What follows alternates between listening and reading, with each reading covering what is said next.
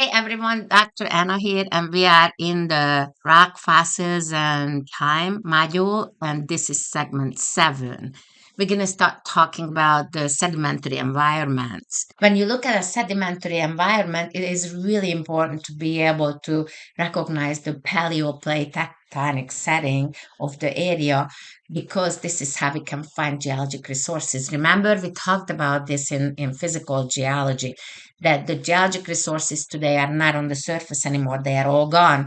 So we have to be able to find them in environments when people never even have looked. So if we can tell from the sedimentary rocks what kind of plate tectonic environment it has been in the past, we will be able to find more geologic resources.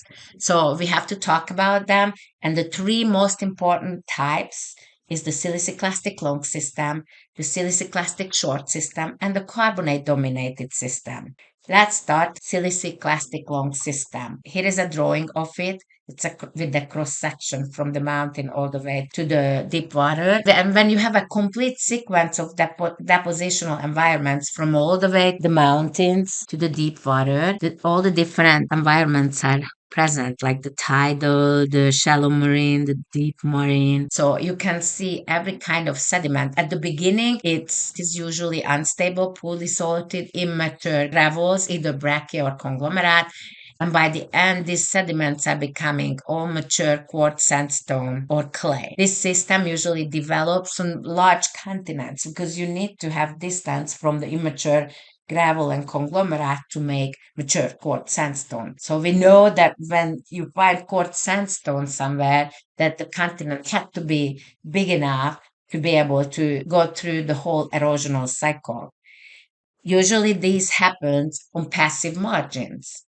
So when you have passive margin, the continent had to be large. When we go through the plate tectonics in this class, we're going to go by this very, very detailed information as well. So where do we have this kind of margins today on Earth? So you can study it and then you can go back in time and be able to recognize it. Shows on this map.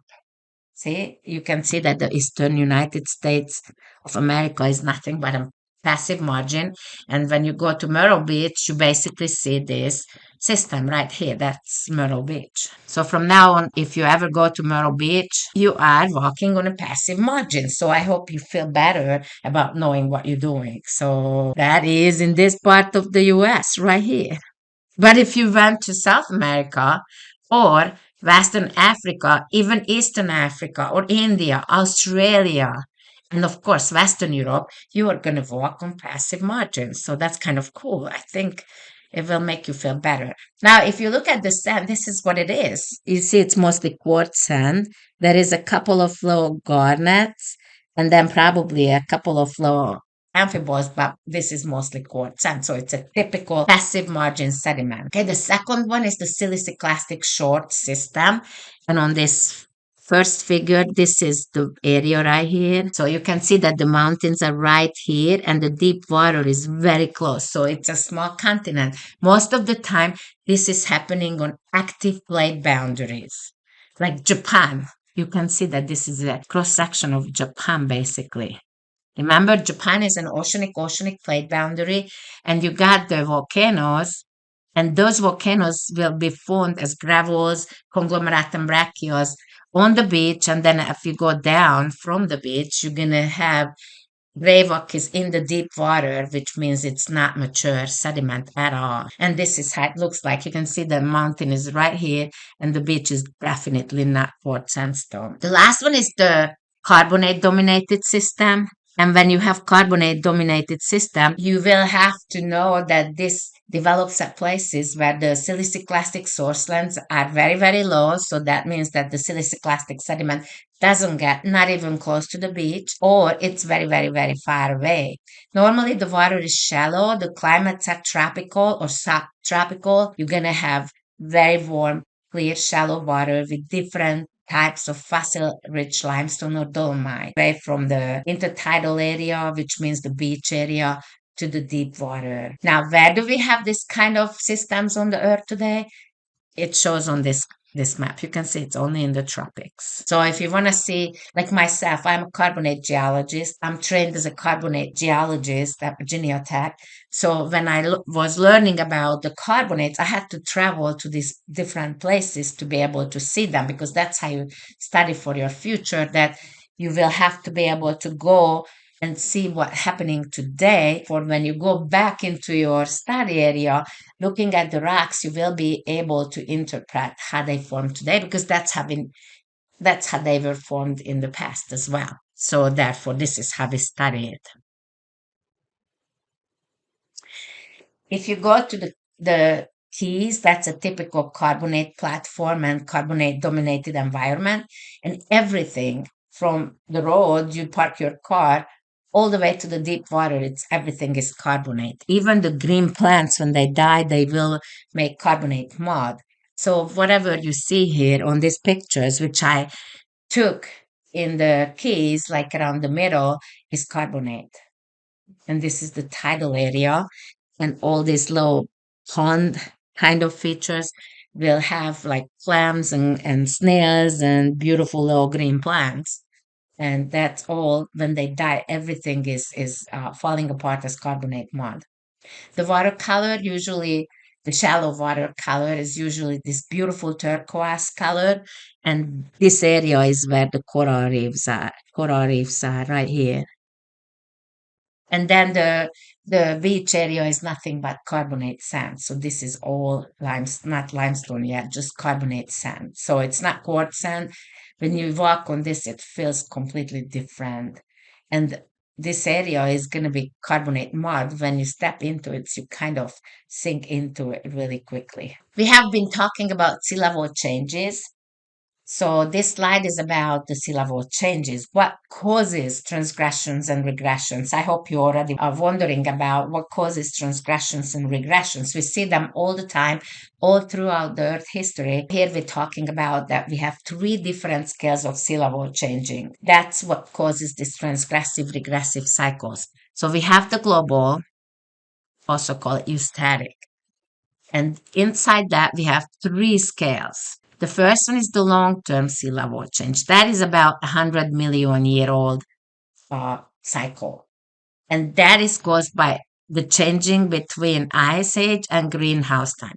I hope you know that right now we are in an ice age, but if we go back like about 30 million years, it was a greenhouse time. When we have greenhouse time, there is no ice at all on Earth. So we're talking about no ice on Antarctica, no mountain glaciers. The Earth is much warmer than it is today. So ice age, greenhouse time. The duration of these guys usually is about 100 million years. Then we have the medium term sea level changes.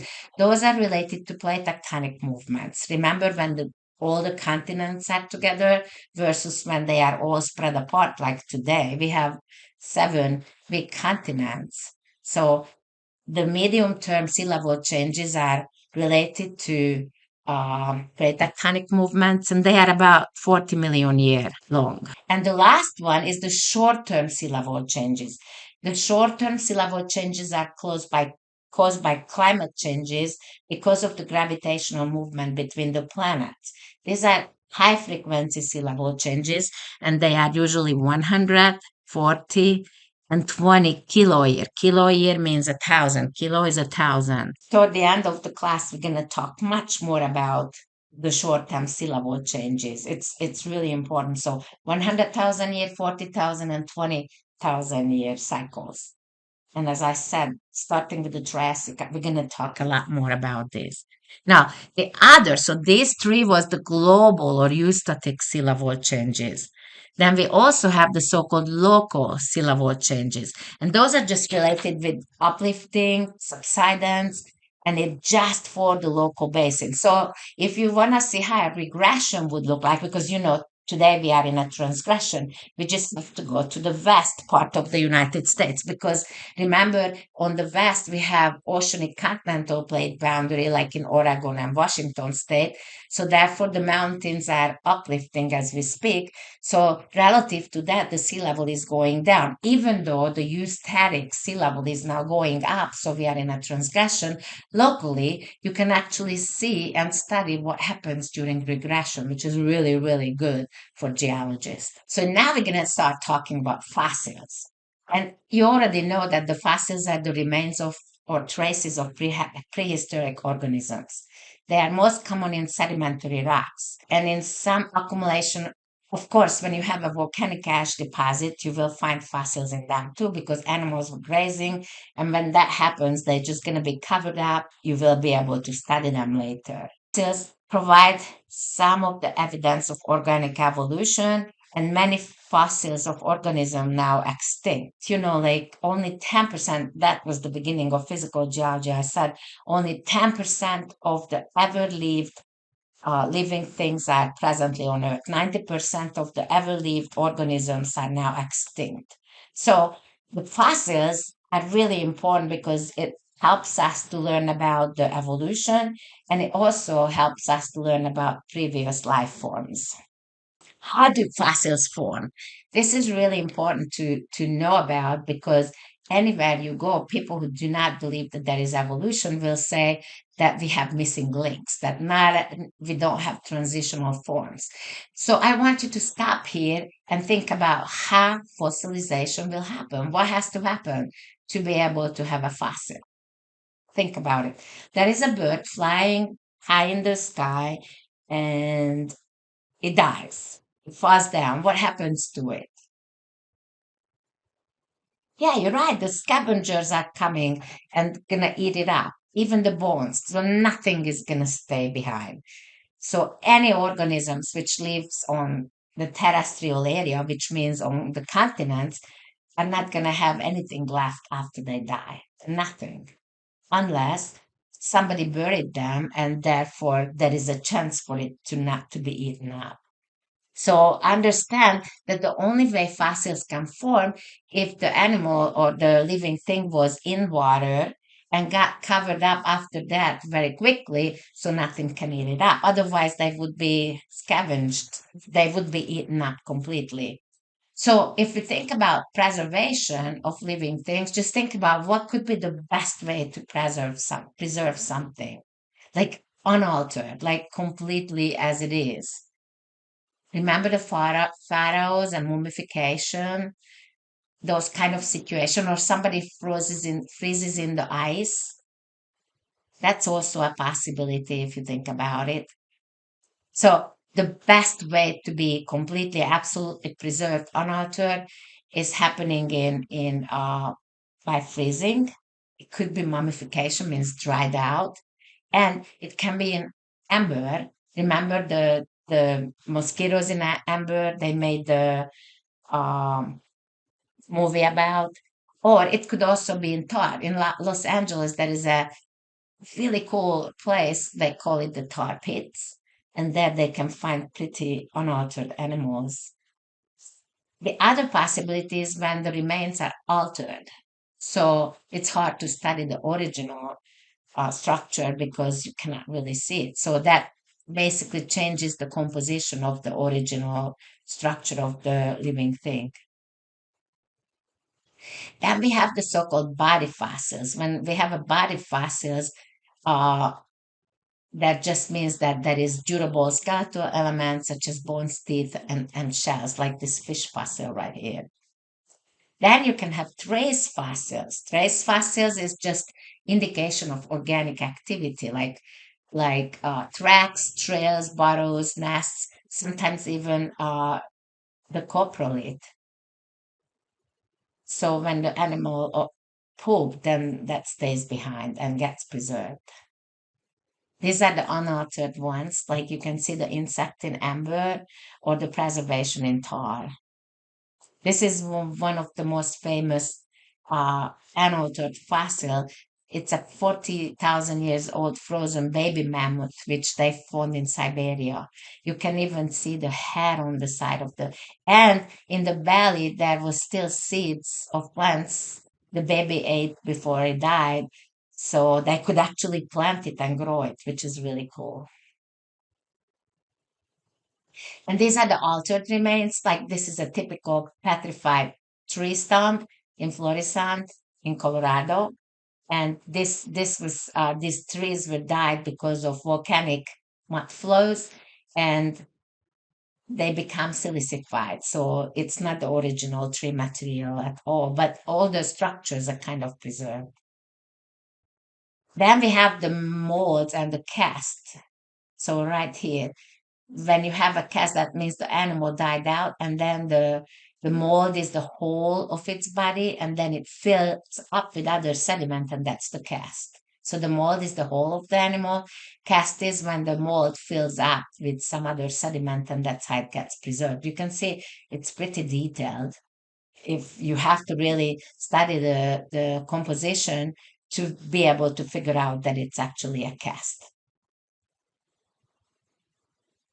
I guess I'm going to stop right here and we're going to continue in the next segment.